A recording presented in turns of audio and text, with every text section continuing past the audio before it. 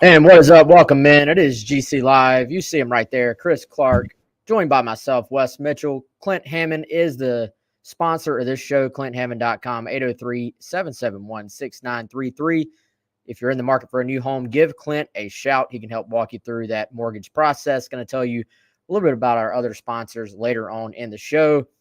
But for the most part, we are here to break down try to give you some semblance of reasoning. I don't know. Maybe we're going to help you like deal with the loss on Saturday as well. 48-7 for South Carolina to Georgia. Chris, I don't know where you want to start with this thing, man. I think maybe we start a little broad and get deeper and deeper as we go. I want to talk some recruiting too. I mean, I don't think anybody thought South Carolina was going to win this game, like going in. It wasn't one of these situations where necessarily, hearing from most of the fan base, it felt to me like winning would obviously be very much celebrated, but it wasn't expected at all. I think the frustration right now we're seeing from our subscribers on Gamecock Central, that I'm seeing from fans and friends that I know, frankly, it's just the way it happened. And, I would like to think this is a show, a podcast, a website where we are not going to overreact to one game. Georgia is a phenomenal football team. They did the same thing to Oregon, but we also are not going to turn a completely blind eye to what we have seen, frankly, this past Saturday, but through most of 3 games so far as well. Yeah, so let's start there. Everything that we say from here on out, I think we should just go ahead and establish up front. We know Georgia is very much looks like an awesome team. We know that they are extremely talented, deep, well coached, all the things. They're all those things. And so what we know, as you alluded to, Wes, they spanked Oregon in about the same fashion in week 1. Oregon, the next 2 weeks, has gone on to destroy a poor Eastern Washington team, something like 70-14, and then beat a ranked BYU team by 3 touchdowns. So they've done it to good teams. We know that. We understand that. Also recognize that does not lessen the pain of what Gamecock fans saw on Saturday. And I think you nailed it. It's kind of the manner in which it happened. For me, Wes, biggest concern, I think, coming into this game for South Carolina was how the defense was going to match up against Georgia's offense. Georgia's been very explosive. Carolina's defense has struggled in some ways, especially against Arkansas the first 2 games, and they were coming in super banged up from a starter and a depth standpoint. So the biggest frustration I think that we've picked up on, and I can totally see it, is the South Carolina offense, not just in this game against a really good Georgia defense, but just through the first quarter of the season, 3 games, has not matched what we all feel like that it could be and should be. I don't know. The expectations, I'm sure, vary among the fan base. They probably vary from you and I, Wes. But you can't look at the first 3 games and you can recognize the competition level and all those things. You can't look at it and say, yeah, this is about what we thought the offense would be. You get the sense that there's something lacking. And we can talk about, there's all sorts of things to break down within this game and to go very general and broad for recruiting and the talent gap and defense and special teams and all those things. But I sense that's what people want to talk about the most. And so I feel like we'll probably spend a good bit of time on there is just the offense.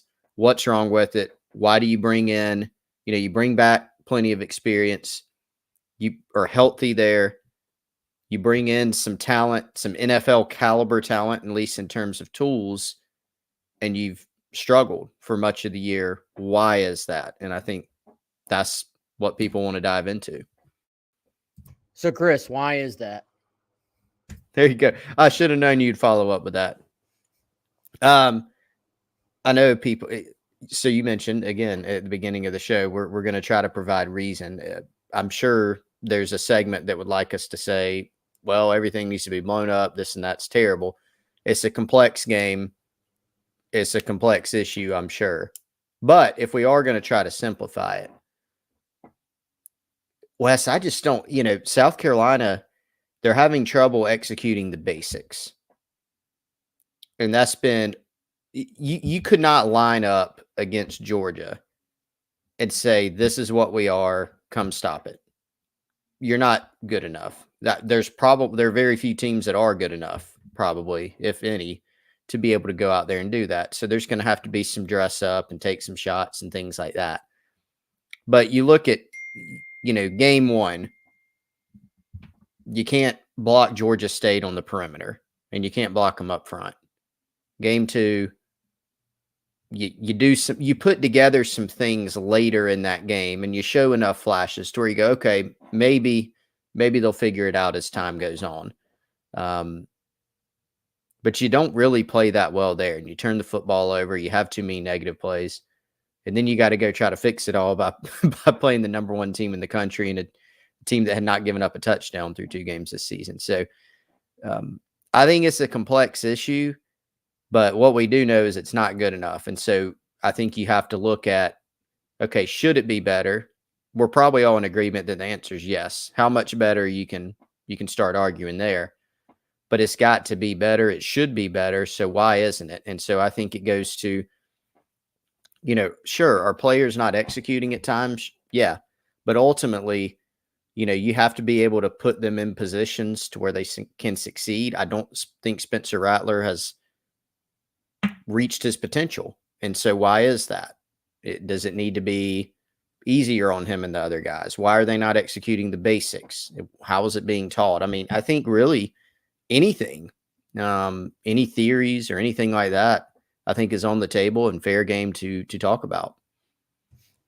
Yeah, man. And I think certainly a lot of frustration within the fan base. And I am trying to kind of make sense of and I guess put into words the fact that, South Carolina has played some really good teams, and Georgia is going to make a lot of teams look really bad, as you said.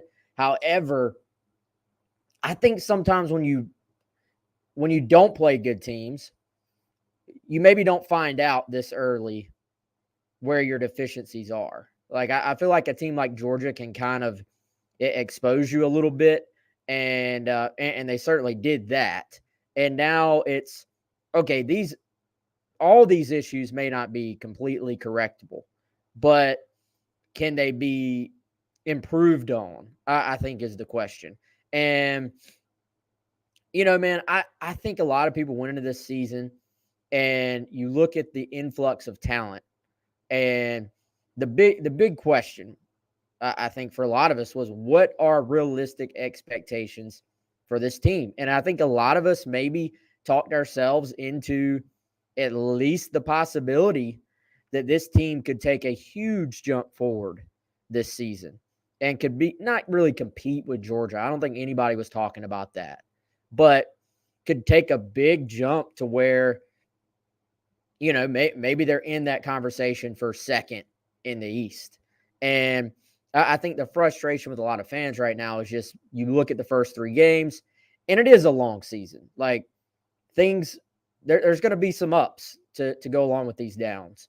And there was a time last year, I mean, think back, before South Carolina beat Auburn, before they beat Florida, before they won the bowl game, nobody was predicting them to win those games.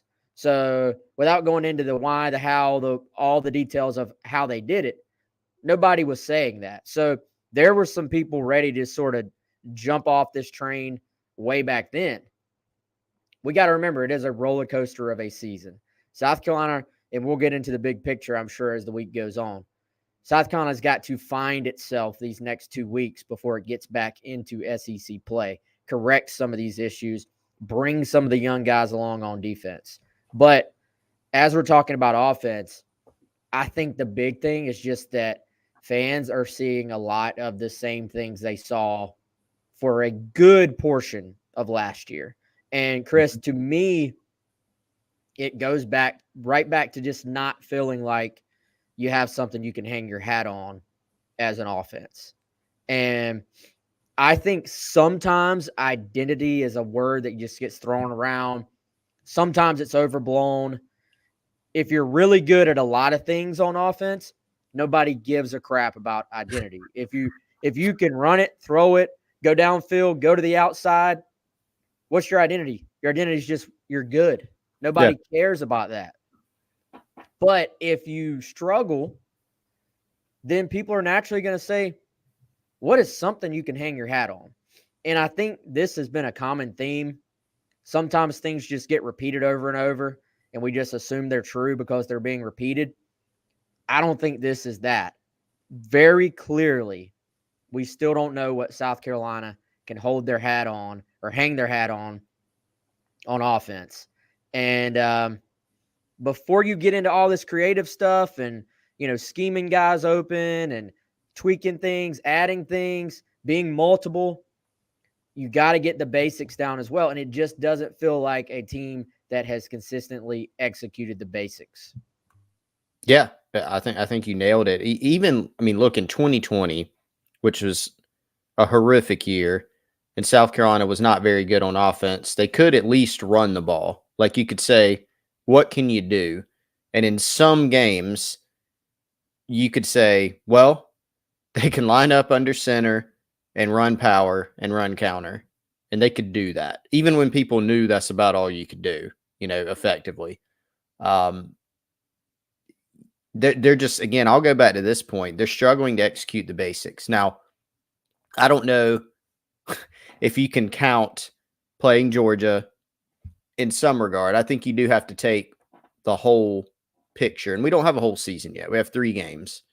But some of it, I think, is viewed as a continuation for last year, and that's fair. And I do think, by the way, made the point coming into the season that people were underrating the loss of Zaquandre White and Kevin Harris. I'm still there, especially after these first few games. Would that solve everything? No, but they do miss those guys. They're not able to say, hey, we're going to line up and run this. It's just kind of been all over the place. You're not going to line up against Georgia and say, again, this is what we run. They do have to do some things differently, try to scheme some guys open. But it's just been way too inconsistent. The turnovers, Spencer Rattler has had some turnovers that honestly seem, even looking back at his time at Oklahoma, uncharacteristic. Why is that? Well, I think he's having to press because of the lack of a consistent running game, because of the need to go out there and maybe force some things and try to make some plays because the offense as a whole has not been that productive. So I think all the negatives have just kind of built on each other. And then you go out there and play an elite team. Now, Wes, one thing is these next couple weeks, you play Charlotte, who has been horrendous defensively, and you play SC State. You have a chance to get some things corrected. That doesn't mean it'll be solved, even if South Carolina comes out and scores 40 points each against those teams, which I don't think anybody would pick right now. But even if they did, you do get a reprieve at a really, really good time. But man, it's almost hard. Like I almost just don't even know where to start because there's so much here, offensively. Yeah. And I think, man, against the next 2 teams, I may run 10 plays, like literally 10, you know what I mean? Like, I think you've got to just, and they're probably, I imagine if the offensive staff was on this podcast right now, they'd be saying, look, we've been simplifying it. Like, we've been cutting it back. We've been cutting it down. And, I do think they've taken a lot less into the games this year than they did last year. I think that is accurate to say, but also for whatever reason, there is a disconnect on the execution that has been present, dating back to a lot of last year. I think just the efficiency of executing the offense the way it is meant to be executed, whether that's, busts in protection, whether that's a guy, being a little bit off on his route, not knowing where the football is going. I mean, when you do the pro style stuff, man, and I would put pro style in quotes. I don't even know what that means anymore. But what I think of it as pro style is shifts, motions, lots of different formations, substitutions. Sometimes it just feels like you can't get in a rhythm. Like it felt like there were lots of substitutions and packages and personnel packages, I'm saying. And it's like you run a play, then you run guys off and you run guys back on. It's just hard for the guys, it appears, to find a rhythm and get going. And the really good offense is just rhythm. It's the only way I know how to say it. They find a rhythm, they get comfortable, and you just have not, even against Arkansas, Chris, it was more, for the most part, their scoring drives, it was explosive plays. It wasn't that you just found a rhythm and kind of chipped away and sort of moved down the field. They did that a couple times and actually settled for field goals in those situations. So as much as people, I can't remember if you just said it or somebody on the chat said it. I know Gamecock fans are not fans of Mike Bobo. It is an old school offense. It was not always fun to watch, but it was, hey, this is what we do. We're going to hang our hat on this scheme. Mm-hmm. So, man, I don't know. Like, I still think we're sitting here saying, what is this scheme? And I get it. That sucks. And nobody would care what the scheme was if it was going well. And again, Georgia's going to make a lot of people look crappy, but yep, it hasn't just been Georgia. Yeah, and I think, Wes, the frustration lies within not losing to Georgia. Not everybody understood you're not going to go in there and light up the scoreboard against Georgia, even though they lost a lot of guys off last season's defense. I still don't think they're ultimately going to be as good this year as they were in 2021. Could be wrong. We've kind of looked wrong about that so far. I don't think people expected that. But is it reasonable to look at it and expect South Carolina, given the guys that they've got, to move the ball some? Yes, it is. And so it's not that, oh, well, you didn't score, whatever, 27, 28, 21 points against Georgia. You just could have. They just really, again, we saw a repeat. No points in the first quarter. And then you give up 3 touchdowns in a row to the other team. And that's the second time in a week it's happened. You look at the fact that in 16 games in 2021 and 2022, this team has not scored any points, none, 0, in 8, half of those games. I recognize the schedule this year. I recognize the quarterback issues, the offensive issues, et cetera, last year, but that pretty alarming stat, right? So I think that what you always want to see on a team, especially when you know that they're not as good. Everybody knew South Carolina wasn't as good as Georgia from the moment they lined up, before they lined up. But are you maximizing what you have? We talked about that a lot last year. South Carolina with Pete Limbo and that special teams unit last season, they maximized what they had. They made a lot of plays on special teams. They were very solid. Statistically, they were one of the better special teams units in the country for most of the year. Defensively, they had some big struggles last season, but they maximized. I mean, look at the secondary last season. Very low expectations there. For the most part, they were able to maximize that unit. So you fast forward to this season and you go, okay, quarterback, you can't say, oh, there's 4 different starting quarterbacks or there's some deficiencies here. Spencer Rattler can make any throw. We could have him. We could be live from the field right now and say, Spencer, make this throw, and he could make it. You've got Austin Stogner. You've got Jaheim Bell. You've got Juice Wells. Got Josh Vann, who had a nice season last year. You've got a veteran line. You've got some capable backs. Are you elite? No. But do you have enough to where you can be more consistent in the first 2 games and at least move the ball and challenge Georgia offensively in week 3? I think so. And so now you have to figure out, why is that? And can it get better? I think it can get better because I feel like that there's enough talent on this offense to be able to challenge some teams going forward. So that is the big question. Yeah, I mean, I think it's a little bit. It's premature to just sit here and look at 3 games and say, throw out the rest of the season. Like nobody's going to sit here and say it can't be fixed because, Absolutely.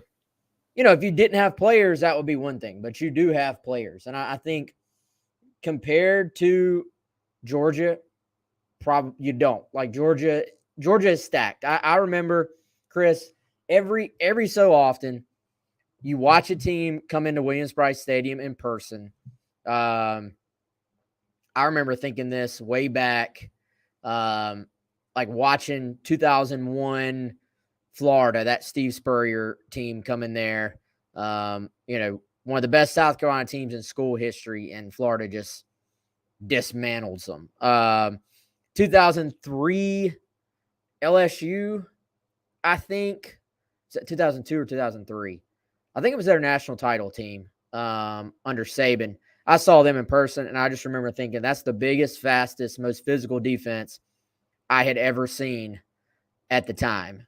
Sometimes you just watch opponents, you're like, all right, they're elite.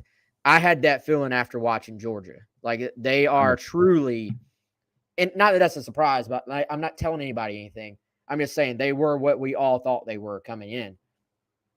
However, you do, as a fan base, want to go into a game and at least feel like you made them sweat a little bit. And, Chris, we were talking on 107.5. When was the game over? The fact that South Carolina gave up 21 points off the bat, they weren't fluke points. They weren't fluke plays. It wasn't that just something weird happened. You gave up the 21 points and you got stopped on offense for 3 straight drives as well. And everybody kind of looked around and was like, this ain't happening. So I don't know, man. I guess this is where we maybe can turn the attention to the defense a little bit. I sat there saying South Carolina was just outmatched, outmanned. I don't know what is fair or unfair to expect from a group that's like, you have to acknowledge that they were missing 5 guys while also acknowledging that there was very, very little resistance at all to what Georgia was able to do. Yeah. Again, another combo thing where Georgia, it was a combination of they made several plays where it's just our guy's better than your guy, right? I mean, Stetson Bennett, great example, out on the edge, one-on-one with Gamecock defenders, and he was able to extend plays, make big runs, make guys miss. We saw that several times. We saw Brock Bowers, the one-on-one, the catch in the end zone. I believe that was against OD Fortune. Honestly, great coverage. He's right there. He gets his hand. I think got his hand on the ball. Brock Bowers, I'm better than you. Tip your hat. Brock Bowers, the best tight end in the country. Okay, that's probably going to happen against some elite teams. So they had some plays like that. But it also, I mean, you're sitting there watching the game, and it's just kind of almost leisurely for Georgia. They run some plays, guys open, little dink it off to him. Here's 12 yards.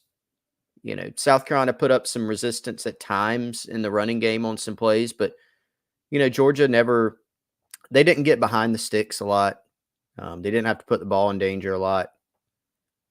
And so, yeah, that part more, Wes, is honestly a little bit more of what I expected. I was not all that surprised with some of the issues that we saw out of the Gamecock defense in the first couple weeks, especially Arkansas. And then knowing what they were up against from an injury standpoint, I was concerned going into the game of, okay, this could be a first 3 drives is 3 touchdowns type of thing. And now you're basically out of the game in the second quarter. And it played out that way. So, look, the gap in terms of the talent was evident.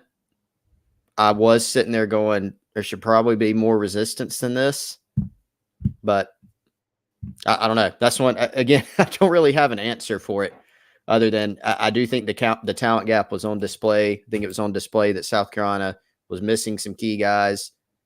Depth. Nicky Manwari, I mean, a warrior. He's all over the place. Had to leave the game injured at one point. Comes back, 14 solo tackles, which is indicative of the type of player that he is, but also probably not a great sign, right? That your freshman safety who's banged up has 14 solo tackles and looks like your best guy on the field right now. Well, it was different plays, but the result, it very much looked like Arkansas, where it's just like, wow, 21 cleaning it up again, dragging a guy down. And, it's impressive by him. Like he actually quite literally is probably the best player on defense right now. I don't really think that's an exaggeration based on what we've seen through 3 games. He has been South Carolina's best player on defense. And some guys just have it. They have the it factor. Doesn't matter if they're a true freshman. They just come in and they have a knack for making plays. That's been Nick so far. The problem is, what does that say about the rest of your defense? It says that, and in this case, you've been missing a lot of guys, or guys have not been playing to their potential. And, that's not good. That's a sad reality. There's been a little bit of talk about the lack of turnovers forced, Chris. I think to create turnovers, though, you have to have situations where you are putting hits on the football. You have to have situations where the ball is in the air and it can be caught by the receiver, the DB. Like, they have to be contested. And for one, Georgia's scheme, like, they made it look so easy. Beckham chiming in saying Georgia just killed us in space. Excuse me. Oh, my box score wants to yell at us. All right. So Georgia killed us in space, sideline to sideline, Beckham says. They did. They were running South Carolina's linebackers back and forth. And South Carolina was not able to get the angles they needed to stop those plays. And Georgia was able to block on the edge. And, you could see South Carolina run some of the similar plays when South Carolina was on offense. It has a different result because Georgia is getting sideline to sideline faster with their backers, and their cornerbacks are able to push the receivers backwards as opposed to getting pushed backwards themselves. So it wasn't a complicated offense. They were doing this. They were just executing against South Carolina's defense incredibly well. And I thought they wore them down. I thought they were faster than South Carolina. I thought that was evident, like team speed overall for Georgia. And that's what created, some of these big plays. It seemed like South Carolina was playing more zone than we're used to them playing. I don't know if that statistically was true. It just felt like that to me. And probably were concerned about matching up, I think. But I don't know, man. Tackling issues were kind of there again. Angles in the secondary. Big plays becoming bigger plays because of 2 missed tackles on, I think, the 80-yarder there down the seam. And then combine it with what you said, just sometimes really good coverage. There was a play by Stetson Bennett where he's getting hit on a bootleg, somehow gets the ball out, then somehow the Georgia receiver literally picks the ball up off the ground without it hitting the ground and makes a catch. Those are backbreaking. But there just weren't enough contested plays for you to have turnovers at this point, I think. Yeah, and was that the Brock Bowers play too, Wes? Another one he made? I think he had so many. I think it was him. Really, I blacked out. I don't know. No, he did have a play like that where Stetson rolled out and he scooped it up. I mean, and then you look at the touchdown that Bowers had, complete busting coverage. I mean, literally, he's just lined up as a tight end, and he just goes right up the middle, and there's just a bust. Carolina just kind of parts there, and it's an easy I mean, literally, you could have made the throw, Wes. I mean, no offense. So it's right there, and even then, that's maybe that should be 15, 20 yards, and he turns it into what it ended up becoming. So I did get the sense. I watched Wes you had the great observation that the game was on the Skycam, and I watched that. I always recommend, if it's available, to check out the Skycam because you really do get kind of a different perspective. Really enjoyed watching it that way, and it revealed some things. And one of the things that I saw there was Georgia just looked, like you said, team speed. They beat Carolina to spots. Georgia's receivers blocking on the perimeter were animals, pushing Carolina back, their defensive backs. And of course, Carolina was playing, I think 4 freshmen played in the secondary in this game, Wes. 3 of them in very prominent roles with Eamon Morey and DQ Smith and Quan Banks. And then Floyd and Keenan Nelson played later in the game. They just frequently beat Carolina to spots. There were plays we talked earlier about not being able to execute the basics. There was one play where Carolina was running it was a run play to the right. They had 3 linemen, I think a tight end and 2 linemen or something like that moving to the right. None of them blocked an end that was just there, and he made the play. Just simple things like that. And then you count all the plays where it was we're better than you play by Georgia, or we're faster than you play Georgia. There were a bunch of those, but there were a bunch of opportunities that South Carolina did legitimately have that they were not able to capitalize on. And that, I think, is the issue that more people are having. That it's okay when you see Brock Bowers, Randy Moss, somebody in the end zone, you can understand that. But when you're missing opportunities that are there against an elite team or against anybody, that's what people have, I think, the hardest time with. And we've seen a lot of that in the first few weeks. Definitely. Somebody asked, how do you watch the Skycam? So if you go to Watch ESPN app, I just pulled it up on the iPad, hit replay, and then go to Saturday's games. And one of the listings, it's a separate game, not normal South Carolina versus Georgia. It'll say Skycam or Skycam Cast or something, Skycast, I think. And you can find it on there. So I don't know, man. So moving forward with this defense, injury report, they do expect to get or hope to get, from what Beamer said on Sunday, several of those guys back. Boogie Huntley back in the middle, Cam Smith. I think getting Cam back, will certainly help. Obviously, we know Jordan Strong, Mo Kaba are out for the season. So it is what it is at those positions, man. I think much like the offense, these next 2 weeks, they're going to have to find ways to get right. They're going to have to bring these freshmen along. The freshmen are going to have to help, even more so, I think, because now you have guys who were maybe third team are now second teamers. We saw BJ Gibson get in the game a bunch at safety because Devontae Reed was out. DQ Smith gets to start at nickel, had primarily played, at least as far as we know, just safety, to that point. So that shows you how far down the line they were having to get. But this is, we'll get into Charlotte later in the week. There's a Charlotte team that has put up some points. I'm not going to say I don't want to scare everybody yet, but they can move the football. So the defense is not going to have any time to just kind of they can't get beat twice by Georgia is what I'm saying. They're going to have to very quickly bring some of these young guys along.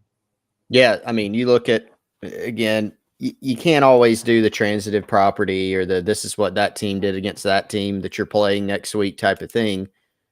But for everyone writing off Charlotte, we did hear from some people at the beginning of the year, they're not very good. But the one thing they can do is score. And they put up 42 in a win on Georgia State, which has played South Carolina. And the Gamecocks did not fare that well against Georgia State in terms of scoring points. So, it's a great time to get some guys back defensively if indeed that does happen.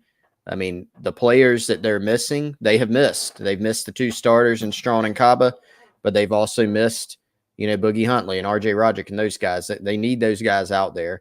Now, there will be a talent differential for sure in the advantage of South Carolina this time, but there's still going to be, from a depth perspective, not great, no matter who the opponent is. So We'll have to clean things up there. And like I said earlier, it is a prime opportunity and an absolute necessity that South Carolina can not treat this as some self-scout bye week. You got to play 2 opponents, and you got to worry about going and beating them. And if South Carolina doesn't play, if they don't play very well offensively and defensively these next couple weeks, we're going to have some really rough GC lives, Wes. But you do get a break in terms of the overall schedule these next 2 weeks with Charlotte and SC State. This is a point where you should be able to come in and do more of what you want to do, whatever that may be offensively. Yep. Carolina Titans says Boogie, Zach, and Jordan aren't living up to the hype. I don't know if that's fair, man. Boogie's only played a game and a half. He got injured at Arkansas, did get to come back, but was playing hurt, did not play this past week. Pickens has probably been one of their better players on defense, I think. And depth on the line, I think the edge spot is actually one of the positions we were maybe most concerned about them having unproven players as far as depth goes at that position. They've really been hit at spots they could ill afford to be hit at, but that is football. It happens. You can hope, you can wish it doesn't happen, but sometimes it just happens that way. Chris, let's talk a little recruiting. Of course, you have Nick Harbor, who took his official visit to South Carolina. Chad Simmons has spoken with him. We got some good stuff from him on GamecockCentral.com. Probably one of the biggest questions we're always asked is, what does the game mean for a guy on his official visit? And, in the case of this, Chris, I think important to remember that official visits are more about seeing the coaches, getting an idea of what the plan is for you, seeing if you fit. A lot of times it's just as much about the parents as it is about the kid, making sure that you're, everything you as a parent see as important to a decision is kind of covered at that school, but let's be honest, it would have been a much better, I'm sure, experience if South Carolina had competed a bit more with Georgia as well. Harbor, though, to keep it, to use a track and field reference here, this is definitely going to be a marathon with him rather than a sprint anyway. It is. You look at the fact that he's going to have other official visits scheduled. I think it's Michigan and LSU next, Wes. Miami may get one. Probably going to take this recruitment into December, may not even sign until the late signing period in February. We'll see. But the overall point is this isn't a guy that's looking to commit now. And Harbor's a really, really sharp kid, high on academics. His family's high on academics. He has siblings that have all, gone to college. So they're very concerned about that aspect of it. And so the point is, would it have been better?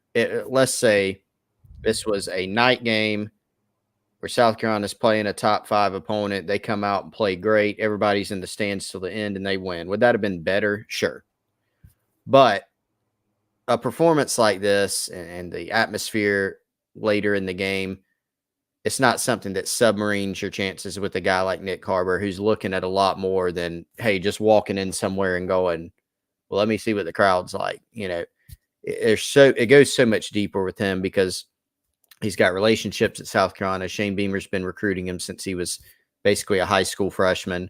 He's got a great relationship there. You look at academics, you look at track, and he got a more in-depth look at both of those things.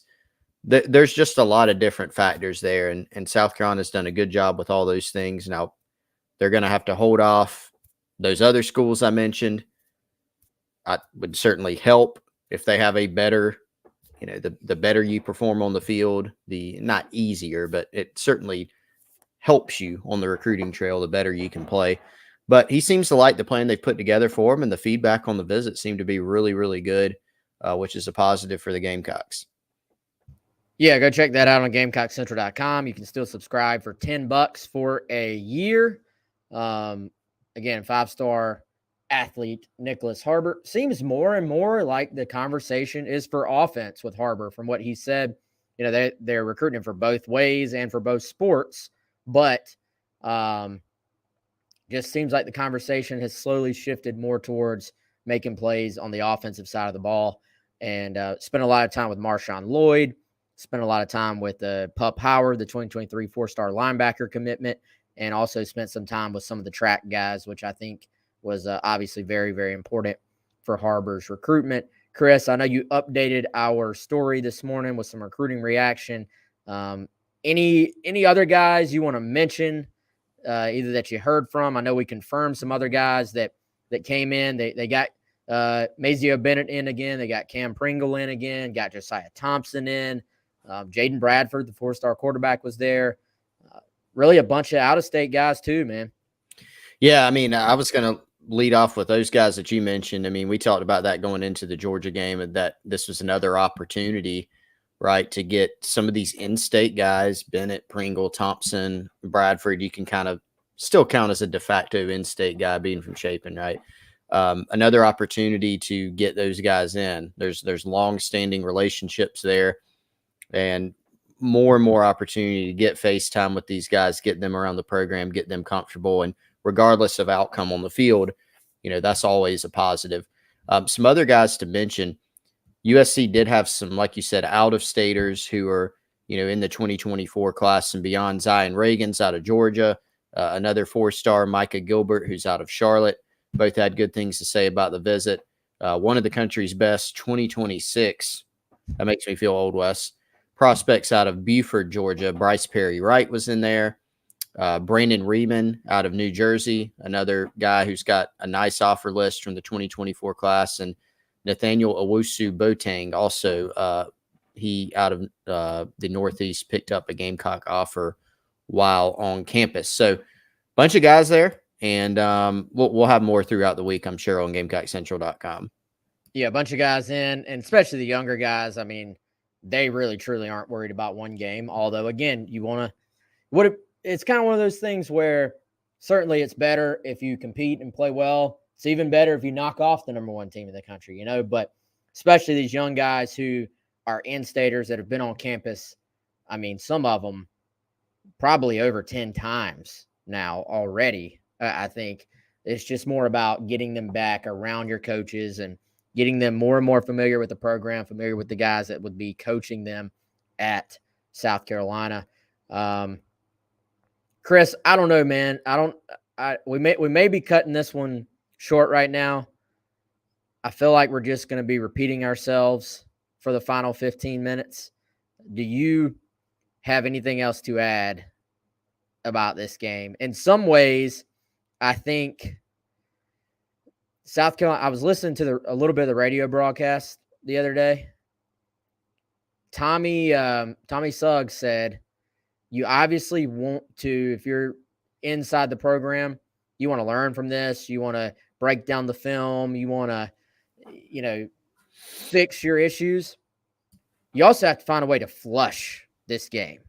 Mm-hmm. We knew at some point they were going to face adversity, and they are facing their adversity head on now. And we saw the program last year, I would say, face adversity very well. Like, that was a strength of this program. That is a strength of the culture Beamer has brought here. Now, you have added new players. You have a bunch of new people in this program right now that were not here last year. So now I think the test, regroup, not just from an X's and O's, not just from a schematic or play calling standpoint, regroup from just an overall standpoint, build these next 2 weeks. We always knew the season was going to come down to, can you beat some Missouris, some Vanderbilts, some Kentuckys, and that's still ahead of them. It is. Last season, there were some highs: Auburn, Florida, North Carolina, which was a good thing because it was right at the end of the year. You got to carry that throughout the entire offseason.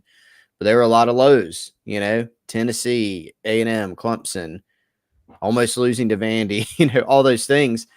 And so I think the goal this year is, try to stack more of those good moments. I don't think that there should be this sense of shock that South Carolina is 1-2. They could have played much better against Georgia and lost, and played better against Arkansas and still lost. I do think the feeling among the fan base would be different, though. I think there's different types of 1-2. And certainly people would be a lot more thrilled if they were 2-1. But you really can't let that define the rest of the season. It stinks for sure.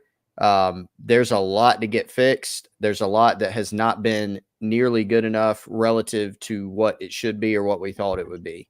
And I think mostly when we say that, we're probably talking about the offense, right?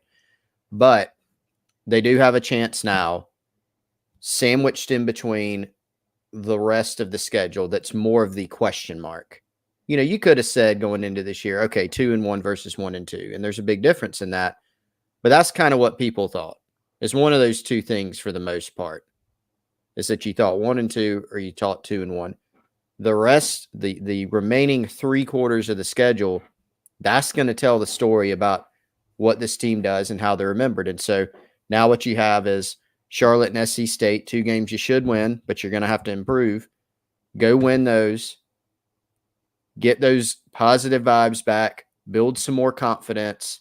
And then what looms after that? You got to go to what appears to be a quite good Kentucky game in one of your – will South Carolina be favored? Probably not. But you could say that's a very important game at the minimum. Maybe you consider it a swing game. But you got at Kentucky. Then you got to bye A&M, Missouri, Vandy, Florida, Tennessee, Clemson. There's some opportunities in there. And so you do have to flush this one. And for Shane Beamer and his staff, they've got to find a way to make sure that they're maximizing what they have for the remainder of this season. No doubt, man. And Mark's struggling over here. I think Mark's been yelling in the chat for the last 2 weeks. Hey, Mark says we're experiencing adversity with no promise. That's the thing about adversity, though. While you're in the adversity, you don't really feel like you're not guaranteed the promise at the end. That's the point of the adversity. If you knew that it was going to pay off at the end, it'd be a lot easier to go through. So, maybe Mark, if you need to, we can extend the GC couch here. We're here for you all. I know it's tough. I get it. It's rough. You had high hopes. We're learning this team has not played as well as we maybe all thought they would, but a long season ahead, and we'll see where this thing takes us. All right, that's going to do it for today's show. But before, Chris, we get out of here, got to tell everybody about our friends at Liberty Tax. So don't go anywhere yet. Let me find my Liberty Tax graphic, Chris, so they can overcome their tax ID, 803-462-5576. If you filed an extension or if you need to file an extension, that deadline is actually coming up very, very soon. So make sure you get that handled. I believe that is October 15th. If you filed an extension, you have to have your taxes in by then. So hit up our friends at Liberty Tax. They have 3 locations, all in the Columbia area. They have one in Irmo. They have one that's in actual Columbia, and they have one in Lexington as well. Our friend Larry at Liberty Tax and his team can help walk you through this process. If you own a business and you need tax roll or payroll services, if you have an LLC, any type of business, our friends at Liberty Tax can help you get all that set up so that you don't have to deal with it. If you owe the IRS money, they can help walk you through that process as well. 803-462-5576. Hit up our friends at Liberty Tax. Chris, that's all I got, man. What about you? Yep, that's all I got too. We will be back later this week with more. Back with more on Wednesday. The Tuesday nighttime show with our boy Yuva will be Tuesday at 7 as well. So, all right, y'all. Have a good one. Hang in there. Better times ahead, we hope. He's Chris. I'm Wes. We'll see you Wednesday.